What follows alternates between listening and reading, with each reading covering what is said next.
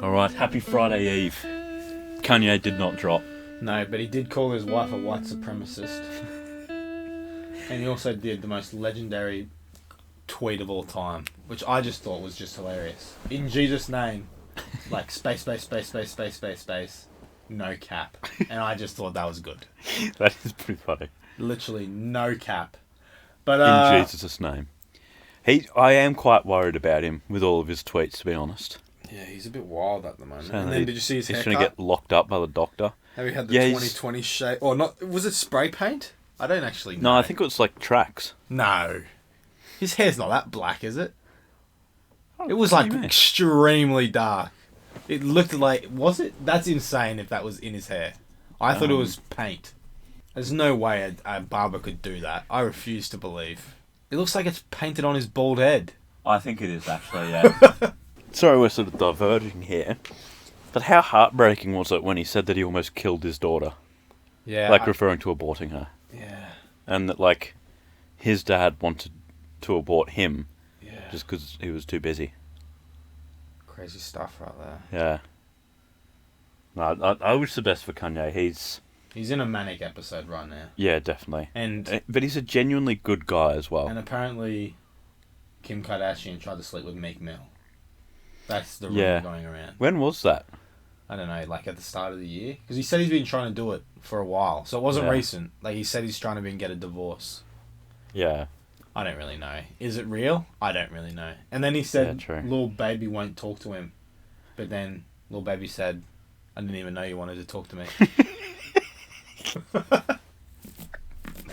So, I didn't know that. That's funny. Yeah. Alright, so I'm doing... I didn't know you wanted to talk to me.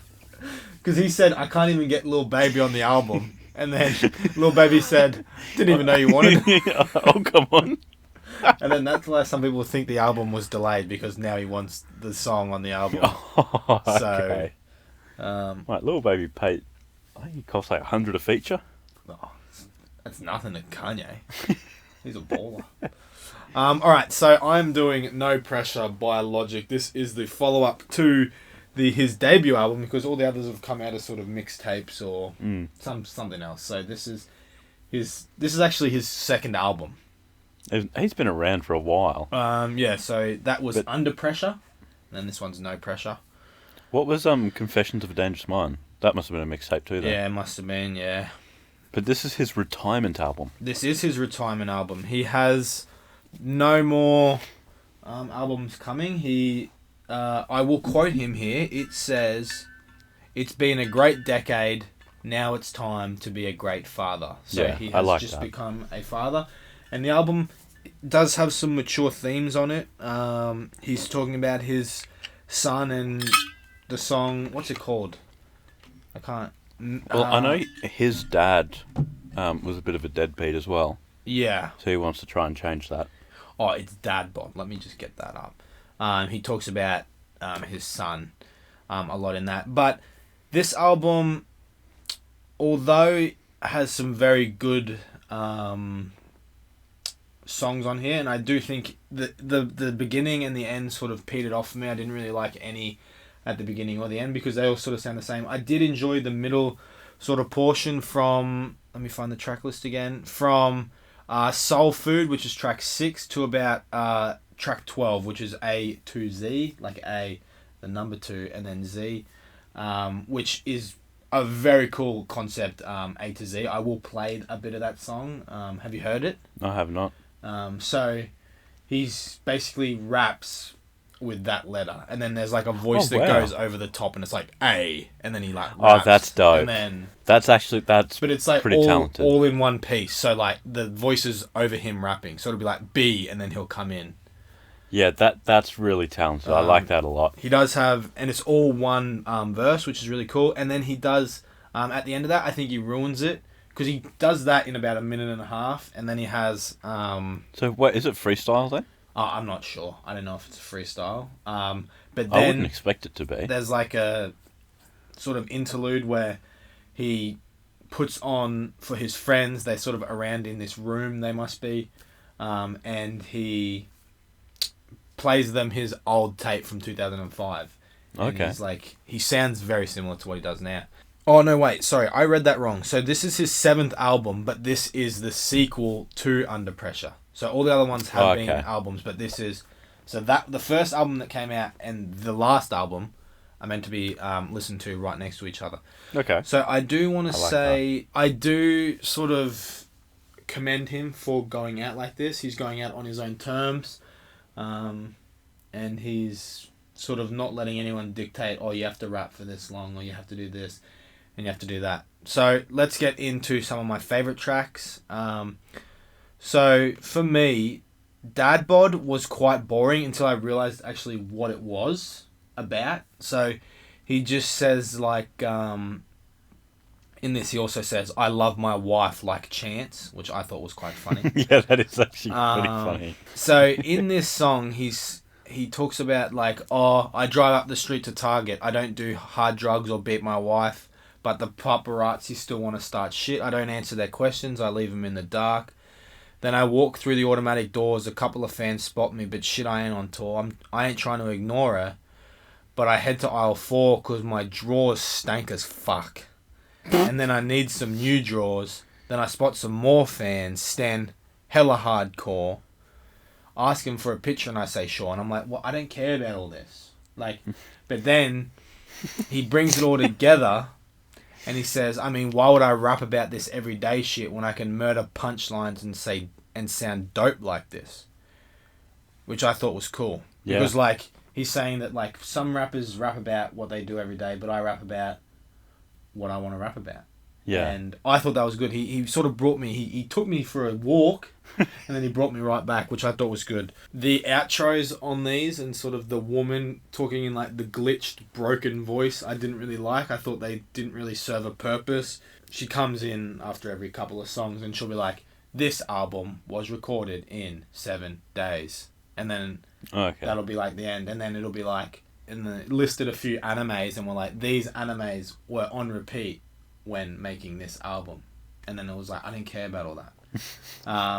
The one that I did like was the outro of, what was that song called? I lost that one now. God damn it. Was it Perfect? No, but there is on the outro of Perfect, which uses the Tekken or Street Fighter Perfect, that thing. Throughout it, he says, so Logic cites these people as key inspirations behind his production style. So MF Doom, RZA, and Kanye West, which No ID had a tremendous hand in this. No ID, for me, cements his legacy as like one of the greatest producers of all time on this.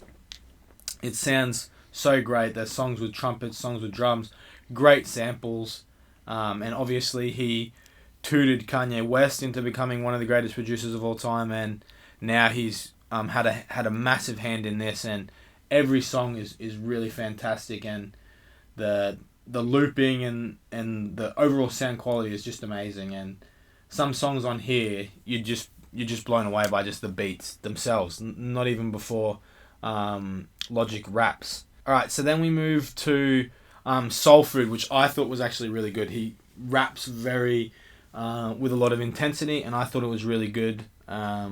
Very good song. Like I think he didn't rap as much as what I expected him to. I sort of expect Logic to be a very fast rapper. He is a fast rapper, but I expect him to rap fast a lot. Yeah. And on this album, he sort of brought it in, reined it in a little bit, and I wouldn't say I was disappointed, but it was just what wasn't what I was expecting. And this song, Soul Food, which has 2 parts, so yeah, great song, this one. Then we have Perfect, which for me was my favourite song. I'm going to play a part of this, which has Juicy J on it. Okay. And I am going to play, what's this one called again? A to Z, just because I think it's very fun to listen to. But I'll go into Man I Is, which I think was very good. He talks about he doesn't care about what you say. He is just happy with who he is. I said I'm happy the man I is, and I'm proud of the man I've become. I'm proud that I'm from a slum and never got cold. I never got numb, except for the winter time and then some. I transcend and transform. Poetic vision is a rare form. Growing up, nobody there for me. I promise when I have a family, I'm gonna be there for them. I love hip hop. Hating motherfucker go kick rocks. No matter what happened, I'm never going to stop. Like Cole said, if they don't know your dreams, then they can't shoot them down, which I do really like. Yeah. Very cool song, I think. I like songs that sort of a bit inspirational and a bit heartfelt. But I will play A to Z first, and then I'll play Perfect second. Great production as well. Yeah. Yeah. Yeah. Let's do it. I wonder what he's like as a dad. Yeah. That's all I ever knew how to be. Can you hear it in the background? To the tank on E. The underdog, they wouldn't bank on me. Have them all. I feel the beat in my heart like cholesterol. Check the EKG. HNIC. Ain't nobody flying. It's very hard to hear. Yeah, it is actually.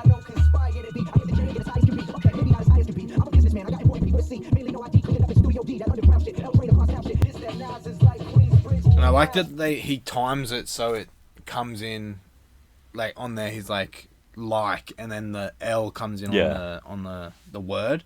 No, that is very impressive. Yeah. Perfect, which for me is my favourite song. I'll play it now. Ooh. Great production.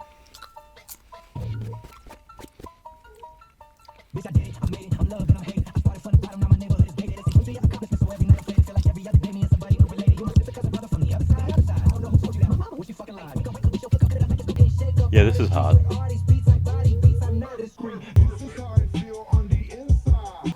That's such a cool sample. Yeah.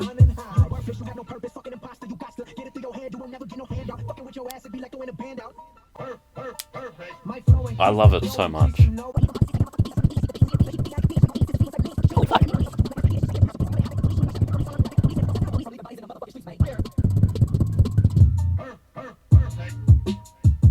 I love the chopped sample where it does like the perfect. But yeah, I also think he had some really great commentary on what's happening in the world at the moment. He says there's a bunch of trigger happy cops with a bunch of trigger happy people, sort of referring to the fighting that goes on. I think he touched on his fame in one of the earlier tracks. I didn't note it down, but he talks about that he's sort of addicted to going on tour. Maybe for selfish reasons, like he's addicted to people loving him. He's addicted to people chanting his name, which I think is quite different. I think a lot of people sort of either lie or are in it for the joy, the look on people's faces and things like that. But he says that like maybe I do this because I'm addicted to feeling like the king of the world or something like that. So I think he had some good points, but in saying that, it was quite boring at the start and at the end. The middle tracks 6 through 12, like I said, were absolutely fantastic, and will get plays again for me a lot. Okay. But for me, overall, give it a listen. Pick out your favourite songs, because I can guarantee you'll get at least 3 or 4 or 5. So, yeah, I'm giving it a 6 out of 10. Oh, wow. There you go. Well, I guess I owe Logic an apology then, because when you told me that you were doing Logic, I said, you poor boy, or something like that. But he came through. He was quite good. Because when I reviewed, it was Confessions of a Dangerous Mind, I'm pretty sure. I didn't like it. Yeah. But yeah, from what you've showed me, it does sound pretty good. It is pretty good. Oh, there you go. Well, congrats to Logic. Yep. And, good luck in your adventures in fatherhood. There you go. Yeah. I'm sure we'll hear maybe some features or some songs here or there, but until next time. Yeah. Good on him. Well, we'll see you tomorrow. We've got a quiz. That's a wrap.